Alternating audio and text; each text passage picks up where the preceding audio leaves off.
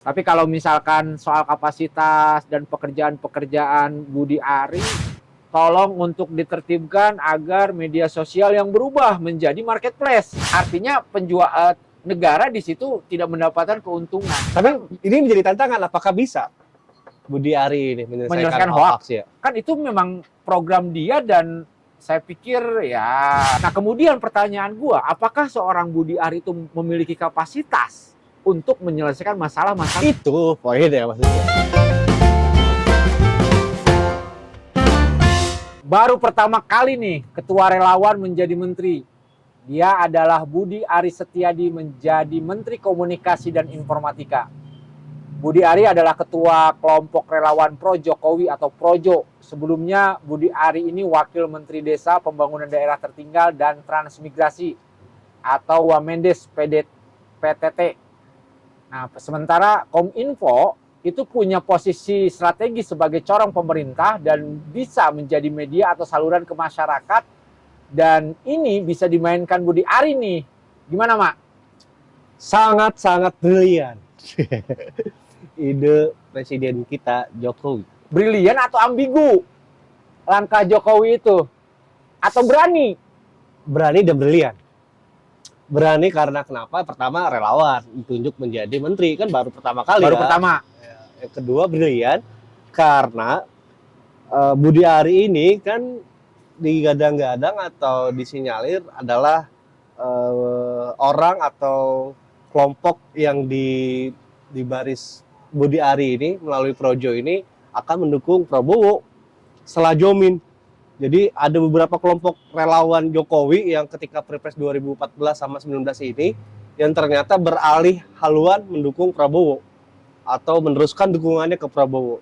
Berarti kan ketemu nih ketika kelompok-kelompok relawannya sudah diinstruksikan untuk merapat ke Prabowo, terus kemudian sekarang ketua relawannya diangkat untuk menjadi menteri yang nantinya akan menguntungkan Prabowo sebenarnya sebagai corong informasi. Kegiatan-kegiatan Prabowo atau apapun itu mungkin akan dieksploitasi. Kalau dari di situ. pernyataanmu itu berarti sifatnya ada transaksional dong di sini. Ya bisa ada dan bisa enggak. Bisa ada ya, kita nggak tahu bentuknya nanti seperti apa kan. Karena yang tahu hanya Jokowi atau presiden sendiri. Iya. Karena baru pertama dan ini menjadi sorotan kan. Betul. Tidak hanya sorotan media, netizen, publik. Iya. Bahkan media luar negeri juga menyorot seorang relawan, dalam definisinya relawan gitu kan. Betul. Setinggi-tingginya relawan yang sudah-sudah ya menjadi komisaris ya. Kan dari beberapa pemerintahan ini setelah pasca reformasi ya, itu kan paling dari profesional dan ketua partai umumnya ya. Ya. Paling banyak. Atau teknokrat lah ya. Ya, profesional atau teknokrat dan Politisi. Partai politisi. Nah ini muncul dari relawan. Berarti Baru nih. ada terobosan, ada keberanian, ada sesuatu hal yang lagi diuji coba nih sama Jokowi. Bisa-bisa ini nanti akan jadi banyak relawan karena akan Khawatir ada ya, proses transaksional. Khawatirnya 2024 nanti juga akan menjadi tolak ukur. Wah, 2019-2024 kemarin Bisa jadi menteri. iya, bisa jadi menteri. Relawan bisa juga jadi menteri nih setelah 2024 sampai 2029 nanti gitu. Itu asumsi kita terhadap transaksional nih. Betul. Tapi kalau misalkan soal kapasitas dan pekerjaan-pekerjaan Budi Ari untuk tahu sendiri kan masalah digital kita itu. Iya. Internet masih Si mahal. lelet. Masih lelet, data masih harga kuota masih sangat tinggi. Lu habis Iya. berapa sebulan? Kuota bisa buat internet handphone ya, bisa 200-300 ribu. Itu belum dengan istri, anak, dan wifi di rumah gitu misalnya. Belum wifi di kantor. Di kantor belum juga. Berapa total? Ya 1 jutaan lah mungkin. 1 jutaan. Saya habis untuk wifi, untuk kebutuhan internet saya hampir menghabiskan 3,5 juta loh. Belum kantor. Di rumah doang kan? Di rumah. Iya, kalau dengan di kantor lo bisa lebih berarti kita ya. Di rumah 100 Mbps. Buset, iya. Semua handphone kuota semua. Pasca Pasca bayar. minimal 300. Minimal 300 satu handphone. Iya. Berarti kan ketahuan. Udah melebihi harga makan. Iya kan. Karena kan kebutuhan besar kita di situ. Kebutuhan maksudnya untuk produksi gitu kan. Bukan untuk sebuah gaya kan. Kebutuhan internet kita itu. Jadi ada pergeseran kebutuhan primer atau sekundernya masyarakat itu sekarang berubah dari sandang, pangan, dan kuota. Dan colokan. Kuota ada kalau nggak ada colokan. Iya, nggak bisa digunakan. Padahal Keminfo juga kalau ada, saya dengar dari konferensi persnya Budi Ari itu ada 4 program prioritasnya. Cuma kan batas waktunya pendek, Bos. Berapa bulan lagi? 6. Enggak, kalau 6 kan pemilunya, tapi kan dia sampai akhir masa jabatannya itu diprediksi 2024 di akhir lah, kalau nggak di pertengahan 2024. Berarti kan setahun lebih lah. Untuk menyelesaikan pertama yang masalah besarnya Itu. adalah kasus korupsi BTS. Ya. Dan itu harus tuntas, bukan hanya tuntas soal proses hukumnya Iya. Tapi bagaimana menuntaskan percepatan digital itu atau tol langit kan, Iya. yang program Jokowi dari periode pertama sampai akhir yang belum terrealisasi dengan baik. Tol langit. Artinya kesenjangan internet kita saja di tengah kota itu kan masih masih timpang tindih. Iya. Jangankan di tengah kota, lu main internet di sini dengan jarak 30 meter ke sana kan beda hasilnya. Beda, iya. Itu bagaimana menyelesaikan pemerataan itu? Betul. Belum lagi ada spot-spot tertentu ya. Ini dalam kota ya. Dalam kota. Spot-spot tertentu yang itu aksesnya juga makin sulit, makin lemot gitu. Itu di kota, gimana dengan di daerah gitu, di daerah-daerah yang tertinggal atau daerah-daerah terpencil gitu ya. Wassalam. Kan kita sering lah masuk ke pelosok-pelosok yang mau tidak mau harus puasa internet. Iya, betul. Harus mau puasa kerja. Sementara itu kan kebutuhan dasar kita ya, menjadi kebutuhan primer ya. Kita kan akses kerja dari internet. Apalagi di zamannya sekarang kan, secara teknologi. Lahan. Kalau bagi kita kan lahan kan, internet itu. Nah, apakah Budi Ari juga mampu menyelesaikan itu dulu aja pertama? Yang paling penting. Belum masalah media sosial. Yang kemarin Jokowi sendiri menyinggung.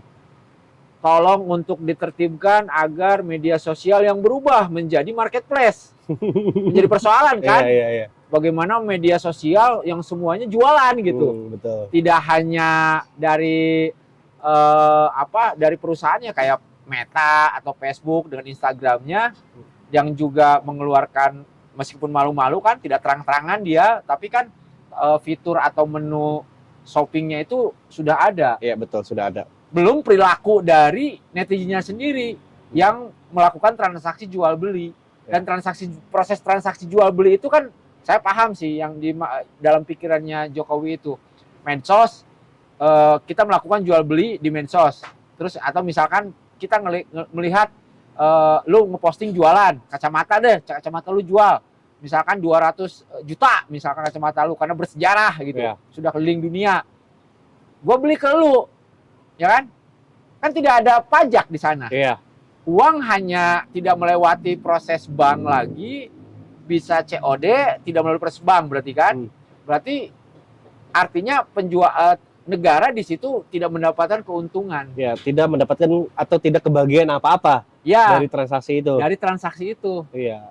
Terus yang kedua, ya memang sudah keluar dari ruhnya sendiri ketika TikTok misalkan yang sebagai media, dia tidak, kalau TikTok kan tidak ingin menyebut sebagai media sosial, distribusi, tetapi sebagai media hiburan. Dia pengen menyebutnya itu karena di sana dia betul-betul ingin menghibur, tetapi dia sudah bertransformasi juga menjadi online shop. Nah, itu kan yang harus diselesaikan juga. Komunikasi seperti apa? Belum masalah yang disengketakan sama Menteri UMKM ya, Teten. Yang menyinggung TikTok begitu besarnya kekuatan dia dan bagaimana dia ingin menciptakan marketplace besarnya itu di Cina gitu, yang dikirim barang langsung dari sana. Yang sekarang mungkin pengiriman barang dari Cina ke sini bisa dilakukan tiap hari. Iya. Bisa baik tiap hari itu tidak hanya lewat udara, tapi juga lewat laut. Laut, betul. Kan bagaimana ya? Kan bisa antara Laut Cina dan Laut Indonesia udah terasa dekat banget sekarang. Betul. Belum lagi masalah secara sosiologinya. Dari sosiologinya saja, apa yang belum tidak pernah selesai sampai sekarang? Pornografi, bullying, sama kekerasan. Belum perjudian. Satu lagi hoax. Kalau hoax itu memang udah dari awal kan. Tapi kan menyelesaikan hoax itu gampang kok. Tapi ini menjadi tantangan, apakah bisa Budi Ari ini menyelesaikan hoax ya? Kan itu memang program dia, dan saya pikir ya tahu sendirilah kerja-kerja relawan dulu, apalagi relawan digital atau buzzer-buzzernya, siapa yang ngebikin hoax, siapa yang melempar hoax, dan siapa yang menuduh hoax. Kita juga nggak tahu. Bisa saja lu yang membuat hoax, lu yang nuduh hoax. Iya, benar-benar. Jadi korban sekaligus pelaku ya. Kan gampang untuk menyelesaikan informasi hoax atau tidak mah. Apalagi Meta sendiri sudah punya filter baik gitu kan. Terus Google juga sudah punya filter baik bahwa sebuah informasi itu benar atau tidak. Terus kemudian YouTube juga sama. Nggak perlu pemerintah habis-habisan untuk memerangin hoax yang mungkin di Pilpres 2014 atau 2019. Iya, itu kan itu memang masif. Nggak tahu juga siapa yang memasifkannya yang sampai saat ini. Dan sebetulnya kan gampang untuk melacaknya itu semua. Nah, gimana tuh? Enggak, yang masalah hoax mah dan gampang menangkisnya gitu. Tinggal matikan saja akunnya, selesai kan? Oh iya, betul-betul. Atau tinggal, sumbernya berarti ya? Iya. Atau tinggal mematikan atau melarang gitu kan? Iya. Sebuah foto itu terdistribusi. Katakanlah kan kita udah tahu dong di Facebook misalkan. Wajah-wajah tertentu, nama-nama tertentu itu sudah pasti tidak bisa mendapatkan rekomendasi algoritmanya. Iya. Benar kan? Betul-betul. Seorang A, seorang B, kan tidak bisa. Tidak dapat distribusi, tidak dapat bagi hasil atau misalnya revenue dari itu kan, dari foto atau video tersebut. Masih mending, kalaupun memposting foto A, si wajah A itu atau nama A itu, kan akun kita yang di-ban. Iya, betul. Itu dari campur, itu kan selesai. Misalkan contoh, berarti tidak ada campur tangan pemerintah juga udah selesai sebenarnya. Udah selesai artinya. Nggak tahu kenapa harus menciptakan visi, ayo memberantas apa yang disampaikan Budi Ari ya di konferensi pers, pemberantasan hoax dan isu radikalisme. Dan isu radikalisme juga masalah yang menurut kita kan masalah yang simpel gitu, yang bisa diselesaikan secara cepat. Toh kita, apalagi kita punya Pancasila, betul, yang sudah utuh dan sebetulnya selesai gitu. Iya. Untuk menyelesaikan. Cuman kenapa selalu ada muncul isu radikalisme yang saya juga nggak paham sampai sekarang. Apalagi kan ada juga badan yang pengelola ideologi Pancasila itu kan. Iya. Nah kemudian pertanyaan gua, apakah seorang Budi Ari itu memiliki kapasitas untuk menyelesaikan masalah-masalah yang tadi kita sampaikan? Ini yang belum kita tahu. Di Kementerian Desa juga tidak ada terobosan, tidak. Ya kalau gue lihat ya. Karena dia wakil menteri kali, makanya dia sementara kalau sekarang menjadi menteri, dia memiliki kemampuan ke sana atau tidak. Tapi kan mau jadi wakil menteri, mau jadi menteri, dia punya tanggung jawab dan dia punya pengaruh untuk menyelesaikan masalah di kementerian tertentu. Gitu. Harusnya sudah terlihat, maksudnya gitu. Harusnya sudah terlihat di Kementerian Desa dia sudah melakukan apa aja. Atau dia punya jejak ya? Iya. Jejak sebagai pemimpin redaksi mana gitu? Nah itu juga nggak paham ya. Memimpin televisi gitu? Atau memimpin operator mana yang karena di Kementerian Komunikasi dan Informatika itu kan tidak cukup dengan kemauan. Betul. Kemauan untuk bekerja, minimal, tapi harus ada kemampuan. Iya, karena banyak hal teknis lah. Iya betul. Karena banyak hal teknis, jangan sampai tidak memahamin, tidak mampu membedakan mana aplikasi, ya kan, atau mana software gitu. Tidak mampu membedakan. Belum lagi ada tools di situ. Nah, iya, tidak mampu membedakan apa bedanya fitur sama menu. Tidak mampu membedakan tombol-tombol atau tidak memiliki kemampuan dalam menciptakan shortcut di tombol-tombol. Kan itu juga hal yang menurut kita simpel, tapi itu akan masuk dalam logis seorang Budi bagaimana bekerja menyelesaikan PR-PR-nya yang besar di Kementerian Komunikasi dan Informatika itu. Iya betul.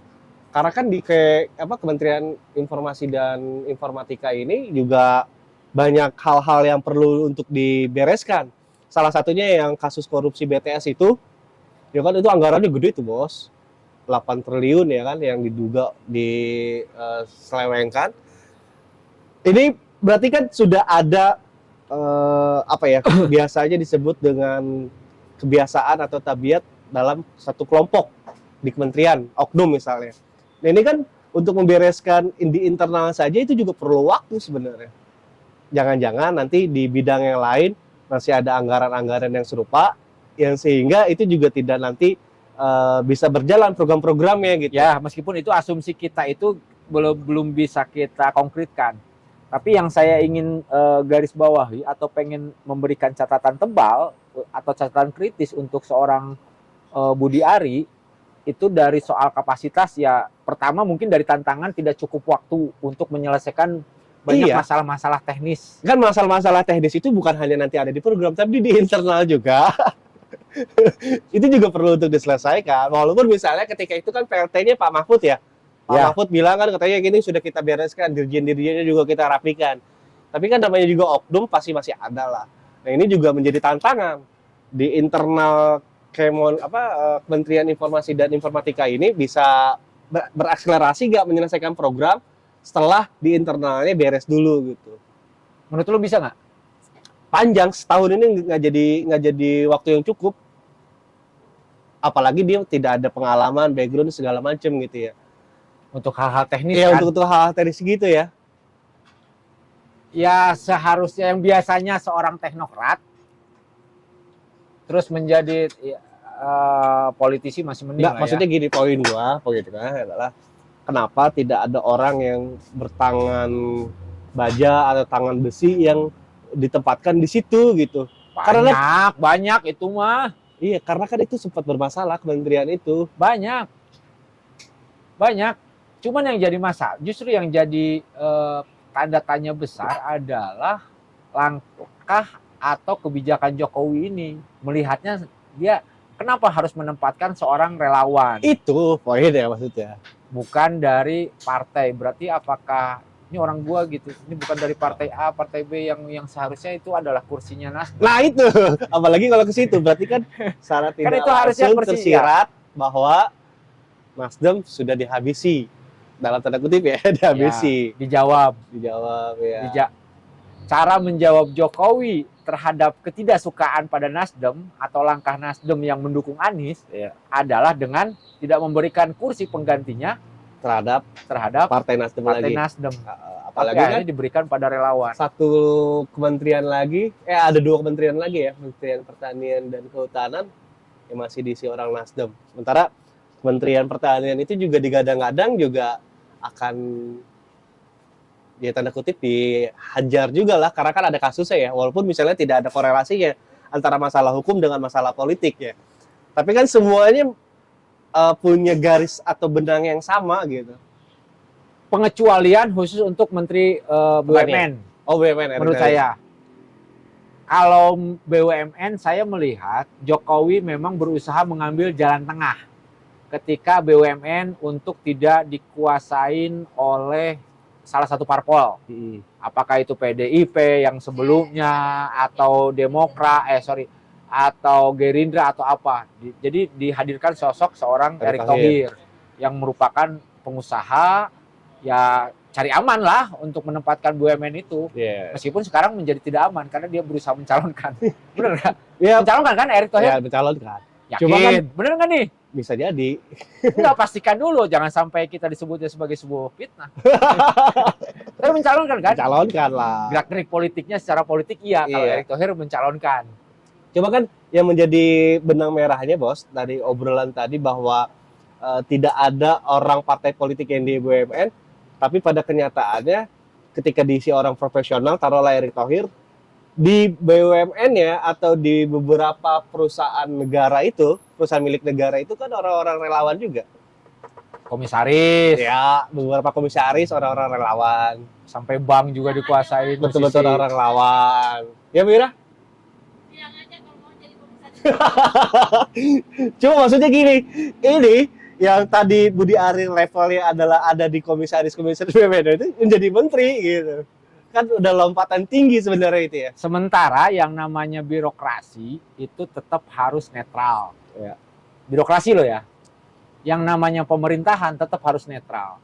Pertanyaan berikutnya dong bagi Budi Ari yang seorang projo yang selama hampir 10 tahun gerak-geriknya, langkahnya selalu bersifat politik. Selalu berpikir politik. Ya. Dan selalu bagaimana menciptakan desain-desain isu atau desain-desain konten gitu kan.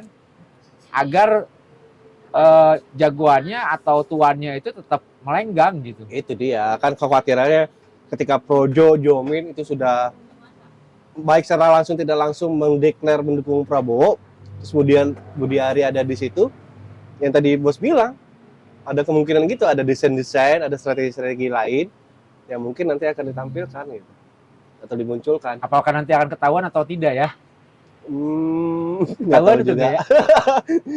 Kelihatan atau enggak? Harusnya sih kelihatan. Dan masyarakat juga bisa mengawasi itu harusnya. Meskipun kita juga berpikir positif. Budi Ari pasti memiliki kapasitas, Budi Ari memiliki kemampuan untuk menyelesaikan itu karena seorang sosok atau seorang relawan biasanya dia memiliki banyak jalan. Ya. Memiliki banyak akses. Apakah akses untuk komunikasi dengan partai politik, komunikasi dengan politisi, ya yang seperti yang kita lakukan yang sudah-sudah. Menjadi pertanyaan berikutnya adalah seperti itu. Meskipun di luar kapasitas, di luar di luar yang tadi kita obrolkan, memang Jokowi mau tidak mau, suka tidak suka harus segera menuntaskan bahwa Kementerian Komunikasi dan Informatika itu harus selesai gitu, dengan harus ada orangnya. Ya. Kan hampir kosong berapa bulan? 3 bulan, 4 bulan ya? 3 bulan lah kosong. Gitu. Yang pasti tidak ada penyelesaian pastinya. Maksudnya tidak ada penyelesaian itu masalah-masalah kita itu kan masalah digital yang selalu berkembang dengan cepat, dinamis, yang bisa update 4 sampai 6 bulan, tapi kan tidak bisa selesai. Itu. Jadi baiknya kita tunggu aja lah apa yang akan dilakukan sama Budi Ari ketika sudah menjabat sebagai Menkominfo ya. Apakah ada gebrakan dalam waktu yang pendek ini, kurang lebih 1 tahun lah ya. Karena tadi banyak yang kita sudah tertinggal ya masalah teknologi dan internet ini ya. Mari kita dukung Budi Ari untuk menurunkan harga kuota. Sampai jumpa.